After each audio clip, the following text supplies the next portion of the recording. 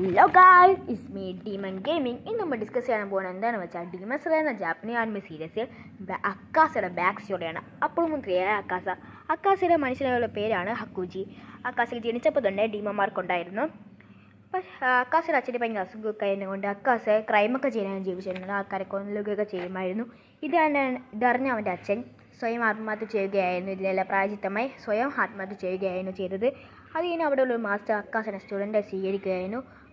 മാസ്റ്ററിൻ്റെ മകളെ നമ്മുടെ അക്കാസയ്ക്ക് ഇഷ്ടപ്പെടുകയായിരുന്നു. അങ്ങനെ അവർ ഡീപ്പ് ലെവലിലേക്ക് നടന്നു. പെട്ടെന്നൊരു ദിവസം മാസ്റ്റർ അവളെ വിഷം കൊടുത്ത് കൊല്ലുകയായിരുന്നു ചെയ്തത്. ഇതൊന്നും അക്കാസക്ക് ഭയങ്കര ദേഷ്യം വന്നു. അക്കാസ അക്രമം സ്നേഹിച്ചിരുന്നു. അക്കാസക്ക് പ്രാന്ത് പിടിച്ച് അവിടെ ഉണ്ടായിരുന്ന 64 പേരെ കൈകൊണ്ട് ഇടിച്ചിടിച്ചു കൊണ്ട് ഗൈസ്. അക്കാസയുടെ സുമ്മാവാ. അതിനെ സ്വാഭാവികമായിട്ട് നമ്മളെ മുസാക്കി ബിസുജി വന്നിട്ട് എടാ ബ്രോ ഞാൻ ഡീമനാക്കാം ബ്രോ എന്നൊക്കെ പറഞ്ഞ് അക്കാസ അങ്ങ് ഡീമനാക്കി. അങ്ങനെയൊക്കെയാണ്